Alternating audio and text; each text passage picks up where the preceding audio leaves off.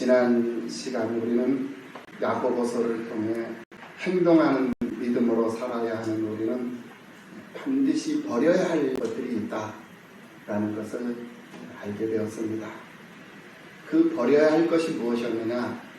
첫 번째는 의심하는 믿음이었습니다. 그리고 두 번째, 야고보 사도를 통해서 다시 한번 말씀을 하시는 것이 두 마음을 품은 자. 두 마음을 품은 자는 하는 일이 다 틀린 일이고 하는 일마다 옳은 일이 없기 때문에 그런 마음들을 버려야 함을 야고보 사도는 우리에게 분명히 교훈으로 말씀을 증거해 주었던 것을 우리가 확인해 볼 수가 있었습니다. 그러면서 두 마음을 품다가 망한 사람들의 사례를 들어서 말씀을 드렸죠. 그들은 바로 사탄이요, 부자 청년이요, 가룟 유다요, 다윗 왕의 참모였던 아히도벨이었고, 초대교회 아나니아와 삽비라 부부와 같은 그런 사람들이었습니다. 그래서 우리는 하나님을 의심하면 안 된다라는 것과 두 마음을 품지 말아야 한다라는 야고보 사도의 교훈을 들었던 것입니다. 이제 오늘은 야고보 이제 2장 말씀을 통해서 우리가 추구해서는 안 될 두 가지의 믿음이 있는데 그 믿음은 또 무엇인가에 대해서 우리가 말씀을 상고하며 확인해 보도록 하겠습니다. 첫째로 우리의 믿음은 살아있는 믿음이어야 합니다. 아멘. 우리의 믿음이 살아있어야지 우리의 믿음이 죽은 믿음이어서는 안 된다라는 거예요. 그 말씀을 오늘 본문 14절 이하 17절 말씀에서 말씀을 하고 있는 것을 볼 수가 있어요.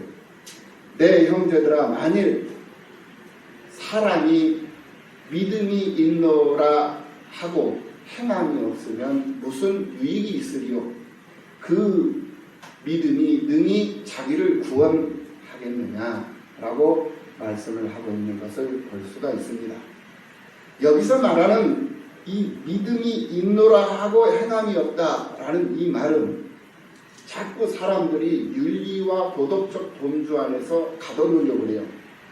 그런데 하나님의 말씀을 윤리와 도덕적 범주 안에 가둬놓으면 안 돼요. 가둬놓을 수도 없는 것이지만 가두려 해서도 안 된다는, 하나님의 말씀은 이 윤리와 도덕적인 범주를 초월하는 말씀이다 라는 사실을 우리는 분명히 깨달아야 되는 줄로 믿습니다. 지극히 한 부분일 뿐이에요, 윤리와 도덕은. 그래서 이 행함을 자꾸 윤리와 도덕이라는 프레임에 가둬놓고 사람들이 자꾸 생각을 하니까 이 성경 해석에 이 미스가 나오는 거예요. 오류가 나온다는 거고, 여기서 말하는 이 행함이라는 것은 우리가 어떤 사람입니까? 예수를 믿는 사람들이잖아요. 예수를 믿는 사람은 예수를 믿는 사람이기 때문에 예수의 이름으로 기도할 줄 아는 사람이어야 된다, 이 말이에요. 예수를 믿는 사람이기 때문에 기도할 줄 알아야 되고, 예수를 믿는 사람이기 때문에 예배를 드릴 줄 아는 사람이어야 되고, 예수를 믿는 사람이기 때문에 예수 이름으로 봉사도 할 줄 알고 구제도 할 줄 알고 또 헌신하며 섬길 줄도 알고 또 나눌 줄도 알고, 그런 신앙생활 속에서의 행함을 말하는 것이다 이거예요. 사회생활하면서 윤리와 도덕적인 것, 남을 공경하고 남을 배려하고, 이건 당연한 거예요. 이것은 우리가 추구할 것이 아니에요. 그냥 삶 속에서 그냥 그대로 자연적인 생활 속에서 나타나는 거예요. 그래서 우리가 추구할 추구의 대상, 방향성과 이 대상 분명하게 설정하고 그 방향을 올바르게 나아가지 않으면은 우리는 세상 사람들과 별반 다를 바가 없는 사람들이 되어버리는 거예요. 우리는 세상에서 구별된 자들입니다. 할렐루야. 네. 우리는 선별된 자들이에요. 그래서 우리는 보통 사람들이 아닙니다. 여러분들 보통 사람이라고 생각하지 마세요. 우리는 보통 사람이 아니라 어떤 사람이다? 특별한 사람들이다 이거예요. 특별한 사람. 특별한 사람들이 바로 오늘 여러분들이다 이 말씀이에요. 그러면서 15절 말씀, 만일 형제나 자매가 헐벗고 일용할 양식이 없는데 너희 중에 누구든지 그에게 이르되 평안히 가라, 덥게 하라, 배부르게 하라 하며 그 몸에 쓸 것을 주지 아니하면 무슨 유익이 있으리요. 구제할 줄도 알고 선교할 줄도 알고 예수를 믿는 사람이기 때문에 그렇다라는 거예요. 어떤 사람이 믿음 있는 사람인가? 바로 예배 드릴 줄 알고 기도할 줄 알고 찬송할 줄 알고 전도할 줄 알고 봉사할 줄 알고 구제할 줄 알고 선교할 줄 아는 사람. 이 사람, 남을 섬길 줄 알고 남을 높여주고 겸손할 줄 알고 남을 위해서 헌신할 줄 알고 솔선수범할 줄 아는 사람. 이 사람이 바로 예수 믿는 사람이요 예수로 세상을 사는 사람의 삶의 모습이다. 이것을 오늘 이 본문 야고보서 2장 14절 이하에서 우리에게 분명히 말씀하고 있는 것이다. 그래서 17절 말씀, 이와 같이 행함이 없는 믿음은 그 자체가 죽은 것이다. 이와 같이 행함을 갖자면 행동하지 않는, 이처럼 행동하지 않는 사람은 그 자체가 죽은 사람이다 라는 거예요.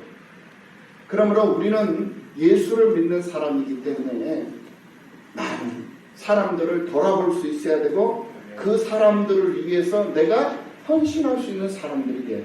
말로만 해서는 안 된다는 거예요. 생각만 해서는 안 된다는 거예요.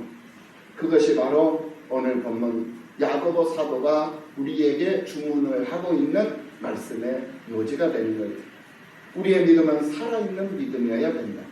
죽은 믿음이 되어서는 안 된다라는 거예요. 두 번째로 우리의 믿음은 참된 믿음이어야 돼요. 헛된 믿음이 되어서는 안 된다라는 거예요. 그래서 오늘 보면 18절 말씀을 보면 어떤 사람은 말하기를 너는 믿음이 있고 나는 행함이 있으니 행함이 없는 내 믿음을 내게 보이라. 나는 행함으로 내 믿음을 내게 보이리라 라고 말씀을 하고 있는 것을 볼 수가 있습니다. 그러면서 19절 내가 하나님은 한 분이신 줄을 믿느냐 잘하는도다. 귀신들도 믿고 떠느니라. 20절 말씀 헛간한 사람아 행함이 없는 믿음이 헛것인 줄을 알고다 하냐 라고 말씀하고 있는 것을 보게 됩니다. 그렇습니다. 행함이 없는 믿음은 죽은 믿음이요 헛된 믿음이다 라는 거예요. 그렇다면 여기서 말하는 이 죽은 믿음이라는 것은 어떤 믿음을 의미할까요? 죽었다라는 것은 바로 움직이지 않는다라는 거예요. 죽은 자는 움직일 수가 없습니다. 또 죽은 자는 행동할 수가 없어요. 행동하지 않는 것입니다. 그리고 죽은 자는 적극적일 수가 없어요. 그리고 죽은 자는 무능할 수밖에 없어요. 그러니까 유능한 사람, 행동하는 사람, 적극적인 사람, 또 움직이는 사람, 이런 사람들이 바로 살아있는 사람들이다 이거예요. 그렇기 때문에 여기서 말하는 이 죽은 믿음이라는 것은 행동하지 않고 움직이지 않고 가만히 바라만 보고 있고 가만히 생각만 하고 있고 마음만 먹고 있고 이런 것들이 바로 죽은 믿음이라는 거예요. 그리고 또 이어서 이 헛된 믿음이라는 것이 있는데 이 헛된 믿음은 어떤 믿음일까요? 바로 부정적인 것입니다. 불평하고 불만을 갖고 욕심을 내고 시기하고 질투하는 것들, 이런 것들이 다 헛된 것들 아니겠습니까?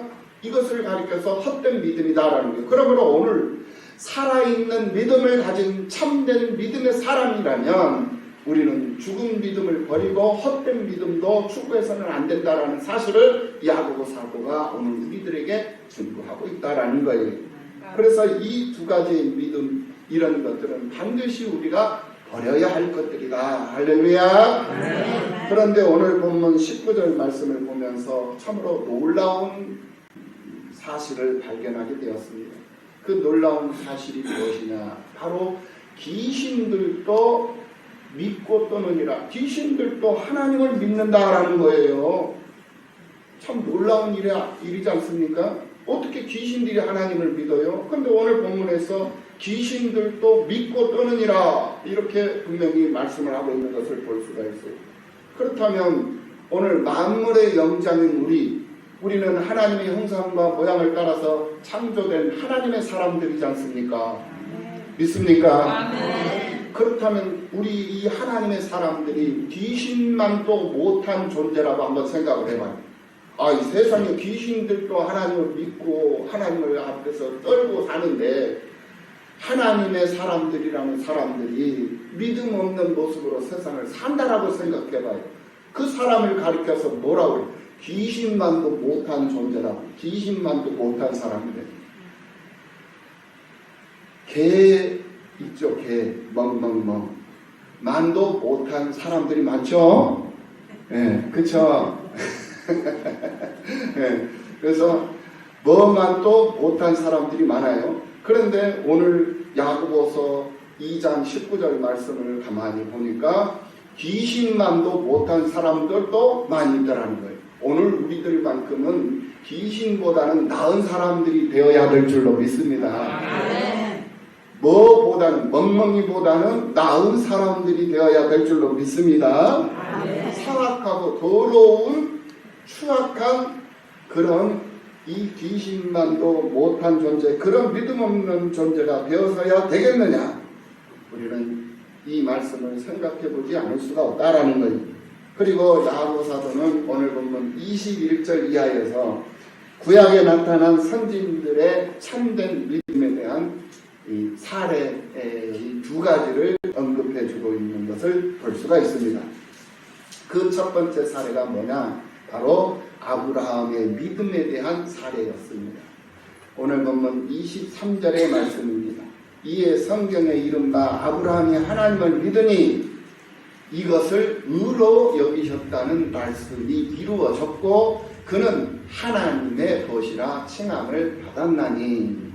24절 이로 보건대 사람이 행함으로 의롭다 하심을 받고 믿음으로만은 아니니라. 이 말씀은 어떤 말씀이냐?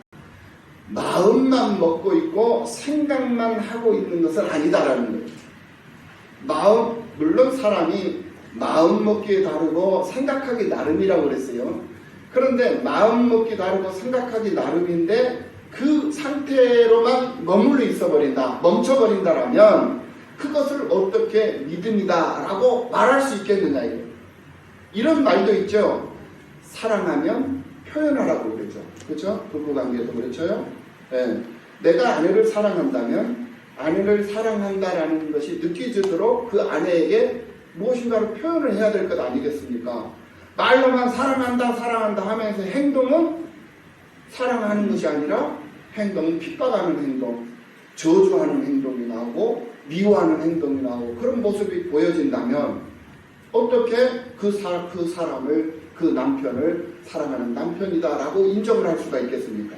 아내도 그렇고 자식도 그렇고 부모도 그렇고 동료 간의 관계도 마찬가지입니다. 그래서 사랑하면 표현하라. 바로 마찬가지예요. 그러니까 의롭다 하심을 받고 믿음으로만은 아니니라 라고 말씀하신 이 말씀은 내가 믿는다 내가 하나님을 믿습니다 라고 하면서 믿는다고 하면서 기도 안 해요. 하나님 믿는다고 하면서 교회도 안 나와. 예배 드리는 일도 소홀히 예배도 안 드려. 다른 데가 있어. 예배 드리는 시간에 하나님 믿는다고 하면서 이 말씀이야. 지금 이 말씀 하나님 믿는다고 하면서 직장에 가 있고 하나님 믿는다 하면서 일터에 가 있고 하나님 믿는다 하면서 입을 뒤집어 쓰고 잠자고 있고 하나님 믿는다 하면서 내 딸 하자 리스트롯인가 그거 보고 있고 하나님 믿는다 하면서 믿는 자로서의 모습이 아니라 세상 사람들과 별반 다를 바 없는 그런 모습으로 세상을 살아가고 있다라는 거예요. 그러니 그 사람을 어떻게 믿는 사람이다 라고 말할 수 있겠느냐 이 말이에요 지금. 그래서 마음과 생각은 행동하고 표현하는 것이 의를 완성시키는 것이다 라는 그러한 의미로서의 오늘 이 말씀이 23절 24절의 말씀이 되는 것이다 이 말입니다. 그래서 아브라함이 하나님께 이삭을 바침으로써 의롭게 된 믿음의 완성을 이루었던 것을 우리는 분명히 기억하면서 우리도 믿음이 있다면 그 믿음을 행동으로 증명해 보여야 한다는 거예요. 입증해 보여야 됩니다. 하나님 앞에 드리는 것도 마찬가지예요. 하나님 앞에 드리는 것도 인색하기 짝이 없어. 하나님 앞에 드리는 것도 그렇게 인색하게 드리면서 자기는 믿음 있는 사람처럼 거드름을 피우면서 교회 생활을 하고 신앙생활을 하고 있다는 것. 이것은 함께 신앙생활을 하는 동료들에게 이거는 상처를 주는 행동이에요. 동료들에게 아픔을 주는 행위라는 사실을 알아야 돼요. 그러므로 교만하지 말고 거드름 피울 것이 아니라 정말로 자기가 믿음이 있는 사람이라면은 자기의 모든 삶을 다 드릴 수 있는 모습이 보여져야 되고, 자신이 가지고 있는 그 모든 것 하나님이 자기에게 주신 것이기에 이것 또한 내 것이 아니라 하나님의 것이로 인정을 하고 그 하나님 앞에 모든 것을 드릴 수 있는 그 사람, 그 믿음이 바로 진짜로 행동하는 믿음이요 참된 믿음이 된다라는 말씀이다 이게. 그러면서 오늘 보면 22절 말씀을 봅니다. 내가 보거니와 믿음이 그의 행함과 함께 일하고 행함으로 믿음이 온전하게 되었느니라 라고 말씀하고 있는 것을 보게 되는 것입니다. 믿음이 있다는 것은 그 사람이 예배자로 산다라는 것을 의미하는 거예요. 예배를 드리는 행위가 바로 믿음의 행위이기 때문에 우리는 행함으로 자신의 믿음을 하나님과 사람 앞에서 증명해 보일 수 있는 그런 사람이 되어야 한다라는 거예요. 두 번째로 25절 말씀을 봅니다.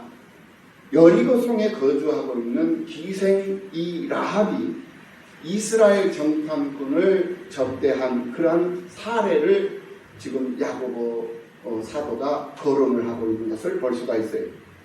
또 이와 같이 기생 라합이 사자들을 접대하여 다른 길로 나가게 할 때에 행함으로 의롭다 하심을 받은 것이 아니냐라고 말씀을 하고 있는 것을 볼 수가 있어요. 이것 외에도 성경은 여러 곳에서 믿음에 대한 사례를 발표해 주고 있는 것을 볼 수가 있어요.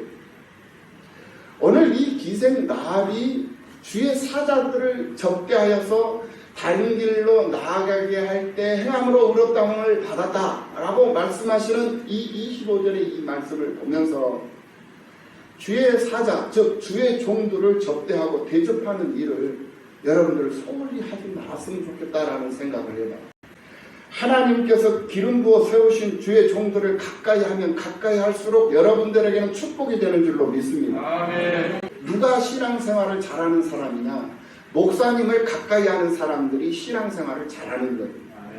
목사님을 가까이 하지 않고 목사님을 자꾸 멀리하고 목사님과 자꾸 먼 거리를 떨어져서 멀리 서서 목사님 눈에 잘 안 보이게끔 그렇게 신앙생활을 하려고 하는 그 생각은 그 자체가 바로 헛된 생각, 헛된 믿음입니다. 하나님의 기쁨이 되고 하나님의 축복의 사람으로서의 삶을 살아가기를 원하신다면은 여러분들은 무조건 여러분들이 원하든 원하지 않든 목사님 가까이 찾아다니고 목사님을 가까이 하시고 목사님 대접하기를 즐거워하시고 목사님 접대하기를 즐거워하는 여러분들이 되셔야 된다는 믿으시기를 예수님의 이름으로 축원합니다. 아멘. 그래서 기생 신분을 가지고 있던 라합이 의롭다함을 얻은 것 아니겠습니까? 주의 종을 접대함으로써 얻은 축복이다라는 거예요. 그리고 그 외의 또 다른 사례들을 몇 가지를 언급해보면 모세에 대한 사례입니다.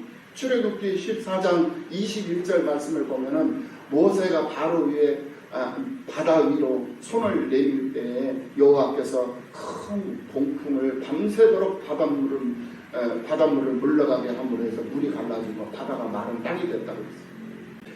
그리고 출애굽기 14장 16절 말씀을 보면은 지팡이를 들고 손을 바다 위로 내밀어 그것이 갈라지게 하라. 이스라엘 자손이 바다 가운데서 마른 땅으로 행하리라 라고 하신 그 말씀을 의지해서 그 말씀대로 모세가 순종을 하는 거예요. 그 말씀대로 행동을 했다라는 거예요. 들고 있는 지팡이 들고 바다를 가르치는 거 그게 어려운 거 아닙니다. 쉬운 겁니다. 굉장히 쉬운 거예요. 누구든지 할 수 있어요. 그런데 사람들이 그거를 안 해요. 오늘 우리들도 마찬가지예요. 교회에 와서 하나님 앞에 마음을 다하고 힘을 다하고 뜻을 다하여서 하나님 앞에 예배자로 쓰임받는 거 그거 굉장히 어려운 거 아니에요. 쉬운 거예요. 그런데 사람들이 그걸 잘 행하지를 않아요. 그 쉬운 것을. 행동하지 않는다는 거예요. 어렵게 생각해 버린다라는 거예요. 왜 어렵게 생각하느냐? 자기 마음이 다른 데 있기 때문에 그래요. 자기 마음이 하나님께 있으면, 예수님에게 있으면 그 일은 즐거움이 있고 기쁨이 있고 설렘이 있는 거예요. 여러분들 연애할 때 그렇잖아요. 네.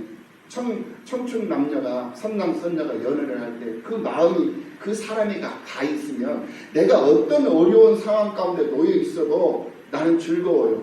그를 생각함으로, 생각만 해도 나는 기쁨이 있고 즐겁다라는 거예요. 우리의 신앙도 그렇습니다. 예배자로서 우리가 세상을 살아가는 것도 내 마음이 예수에게 있고 내 마음이 하나님께 있다면 그 삶 자체가 즐거움이 있고 기쁨이 있다라는 거예요. 동의하시지요? 네 번째, 하나의 또 사례가 있습니다. 그 사례가 뭐냐? 여호수아서 6장 11절 말씀을 보면 여호와의 개가 그 성을 한 번 돌게 하고 그들이 진영으로 들어와서 그 진영에서 자니라.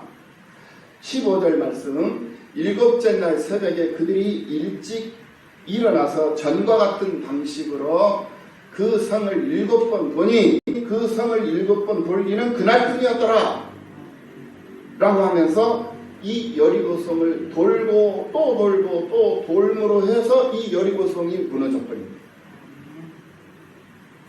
그러니까 어떤 내가 무엇인가를 하려고 하면은 힘이 들어서 힘이 벅차서 때로는 시험이 들기도 하고 때로는 그 일이 벅차서 주저앉아 버릴 때도 있고 멈춰버릴 때도 있다라고 그랬어요. 왜? 내가 하려고 하기 때문에 그렇다는 거예요. 그런데 그 일을 하나님의 말씀에 의지하여서 하나님이 하게 하시고 나는 그 말씀대로 순종만 했더니 그 일이 이루어져 버리더라는 거예요. 그것이 바로 기적입니다. 이 여리고성, 철벽 같은 여리고성이 이 이스라엘 군사들이 이 군사들이 이 여리고성을 무너뜨리려고 하는데 그게 쉽게 되지 않아요. 무너질 수가 없어요. 그런데 하나님 말씀 의지해서 힘 한 번 쓰지 않고 말씀대로 그냥 돌기만 한 거예요. 그냥 돌았어. 뱅뱅뱅뱅 돌기만 한 거예요. 말씀대로.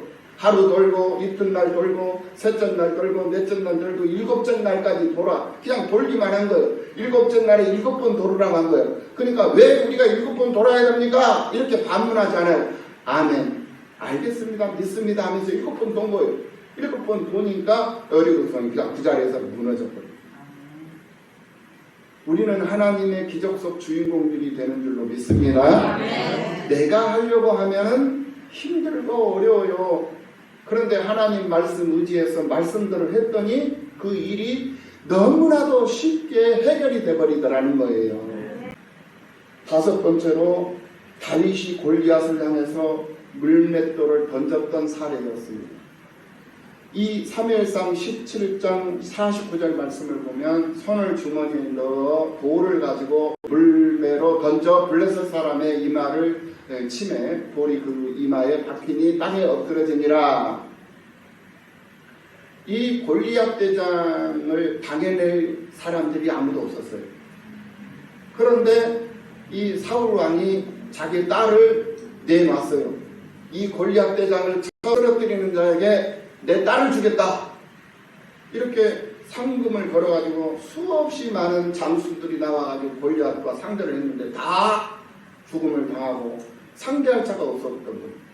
그런데 마침 이 도시락 배달, 엄마가 도시락을 싸가지고 네 형들 전쟁터에 나가 있는 형들에게 도시락을 갖다 주라 라고 해가지고 엄마 말을 듣고 도시락 배달을 하고 있는 이 다윗이 골리앗 대장을 본 거예요. 그리고는 그 골리앗 대장을 본 순간 가지고 호주머니 속에 넣고 다니는 물맷돌 하나를 꺼내가지고 만군의 여호와의 이름으로 이 물맷돌을 이 골리앗 대장에게 던진 거예요. 그랬더니 이 골리앗 대장의 이마에 정통으로 꽂혀서 이 골리앗 대장이 한 방에 그냥 쓰러져 버리는 거예요. 이게 가능한 일이에요? 사람의 힘으로는 불가능한 일입니다. 그런데 하나님께서 하나님의 이름으로 예수의 이름으로 그 일을 행하게 하시니 그 일을 행했다라는 거예요. 그러니 그 일이 그대로 돼버리는 거예요. 아멘. 이게 바로 믿음이라는 거예요. 여섯 번째로 혈류증을 앓은 여인이 예수님의 옷자락을 만졌던 사례가 또 있어요. 마태복음 9장 20절 이하 21절 말씀을 보면 12해 동안이나 혈류증으로 앓는 여자가 예수의 뒤로 와서 그 겉옷을 만져 그 겉옷가를 만지니 라고 말씀을 하고 있는 것을 볼 수가 있습니다. 그러면서 21절 이는 제 마음의 겉옷만 만져도 구원을 받겠다라는 그런 마음, 그런 생각을 했던 거예요. 그래서 그게 바로 믿음이에요. 그런 생각을 해서 그것을 행동으로 옮긴 거죠. 그래서 예수님의 옷자락을 만져버린 거예요. 그러니까 그 12해 동안 고침받을 수 없었던, 그 누구도 고쳐내지 못했던 그 혈루증을 이 예수님이 하신 것도 아니에요. 그냥 예수님의 옷자락만 만졌는데 그렇게 돼버린 거예요. 이 혈루증이 고침을 받았다라는 거예요. 바로 이것이 바로 기적이에요. 그래서 믿음은 능히 하지 못할 일이 없다라는 거예요. 믿음은. 그것을 우리에게 한 사례로 지금 현재 보여주고 있다는 거예요. 그리고 7번째로 베드로가 갈릴리 물 위를 걸었던 사례. 마태복음 14장 28절 29절 말씀. 베드로가 대답하여 이르되 주여 만일 주님이시거든 나를 명하사 물 위로 오라 하소서 하니 오라 하시니 베드로가 배에서 내려 물 위로 걸어서 예수께로 가되 이렇게 행동하고 있는, 믿음으로 행동을 하고 있는 베드로의 모습이 보여지고 있는 것을 볼 수가 있습니다. 이렇게 행동하는 믿음은 기적을 낳았어요. 할렐루야. 아멘. 이렇게 행동하는 믿음은 기적을 낳은 것뿐만이 아니라 의를 이루기에 충분한 그런 모습들이었다라는 거예요. 그래서 오늘 보면 마지막 절 26절 말씀에서 영혼 없는 몸이 죽은 것 같이 행함이 없는 믿음은 죽은 것이니라 라고 결론적인 말씀으로 2장의 말씀을 마치고 있는 것을 볼 수가 있는 것입니다. 우리나라 속담에 독불장군은 없다라는 그런 말이 있습니다. 혼자 하는 장군은 없다라는 말이에요. 독불장군은 없다라는 거. 혼자 하는 장군은 없다. 어떤 일이고 혼자서는 하기 힘들다라는 그런 뜻을 품고 있다라는 거예요. 우리 인생은 누구든지 혼자서 살아갈 수가 없는 것입니다. 그래서 하나님은 우리에게 함께 살아갈 사람들을 허락하셨던 거예요. 그래서 우리는 단절된 채 혼자 살아가는 것이 아니라 더불어 함께 공동체로 살아가는 것이 오늘 우리들이다. 그래서 가정의 소중함, 단체의 소중함, 이런 것들이 참으로 귀한 것이다 라고 우리가 말할 수 있을 것입니다. 사는 동안 예수님은 낮에는 복음을 증거하시고 밤에는 산에 올라 기도하셨던 것을 볼 수가 있어요. 여기서 산에 올라가 기도하셨다는 것은 산은 바로 오늘날 교회를 의미합니다. 교회. 그러니까 낮에는 복음을 증거하시고 밤에는 교회에 오셔서 기도하셨다는 거예요. 밤이 새도록 기도하신 거예요. 산에 간다라는 것은 저 지금 현재 땅 이 산 높은 산에 가는 것이 아니라 교회에 오는 거예요. 교회. 교회 와서 뭘 하느냐? 교회 산에 올라서 하나님 앞에 기도했던 예수님, 교회 와서 하나님 앞에 기도하는 우리들의 모습이어야 한다라는 거예요. 그래서 예수님은 우리에게 삶의 모범을 보여주셨어요. 그리고는 우리에게 세상의 본이 되는 삶을 살아야 한다라는 당부를 하셨던 거예요. 그래서 빌립보서 3장 17절 이하 19절 말씀을 보면은 형제들아 너희는 함께 나를 본받으라. 그리고 너희가 우리를 본받은 것처럼 그와 같이 행하는 자들을 눈여겨보라. 18절 내가 여러 번 너희에게 말하였거니와 이제도 눈물을 흘리며 말하노니 여러 사람들이 그리스도의 십자가의 원수로 행하느니라. 그들의 맞춤은 멸망이요 그들의 신은 배요 그 영광은 그들의 부끄러움에 있고 땅의 일을 생각하는 자라. 땅의 일이 무엇입니까 여러분? 땅의 일은 바로 육체의 일입니다. 그렇다면 이 육체의 일은 무엇일까요? 이 육체의 일에 대해서 갈라디아서 5장 19절 이하 26절까지 해서 분명하게 우리에게 말씀을 하고 있는 것을 우리가 볼 수가 있습니다. 그것은 갈라디아서 5장 19절 말씀을 보면 육체의 일은 분명하니 곧 음행과 더러운 것과 호색과 우상 숭배와 주술과 원수 맺는 것과 분쟁과 시기와 분냄과 당짓는 것과 분열함과 이단과 투기와 술 취함과 방탕함과 또 그와 같은 것들이라. 전에 너희에게 경계한 것 같이 경계하노니 이런 일을 하는 자들은 어디를? 하나님의 나라를 무엇으로? 유업으로 받지 못할 것이요. 하나님의 나라를 유업으로 받지 못하는 것이 바로 육체의 일이다 이거예요. 그 일 중에 뭐예요? 술 취하고 방탕하는 거. 여러분들 이거 명심해야 됩니다. 네, 명심해야 돼요. 여러분 하나님 나라가 어디입니까? 천국이에요.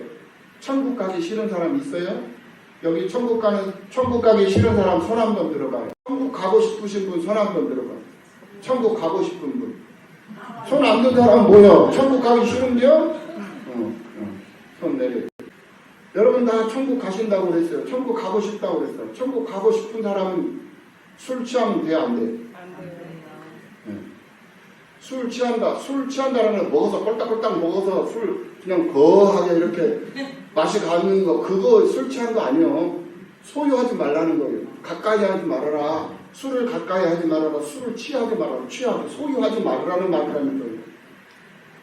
그러니까 이런 사람도 술을 가까이 하고 술을 소유하고 방탕하고 이런 사람들은 결코 하나님의 나라를 유업으로 받지 못해 천국까지 못한단 말이에요. 이거 잘 알아야 돼요. 지금 이거 가르쳐주고 있는 겁니다. 그러면서 22절 오직 성령의 열매는 사랑과 희락과 화평과 오래 참음과 자비와 양선과 충성과 온유와 절제니 이 같은 것을 금할 법이 없느니라.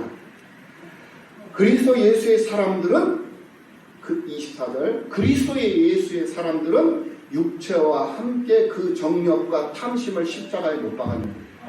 아멘. 육체의 일을 예수 그리스도와 함께 십자가에 못 박아 죽였다라는 거예요. 그러니까 이런 일들은 그리스도인들, 즉 예수의 사람들, 하나님의 사람들이라고 생각하고 있는 사람들이라면 이런 일들을 해서는 안 된다라는 거예요. 25절 말씀. 만일 우리가 성령으로 살면 또한 성령으로 행할지니. 오늘 여러분들은 모두가 다 성령으로 사는 사람들인 줄로 믿습니다.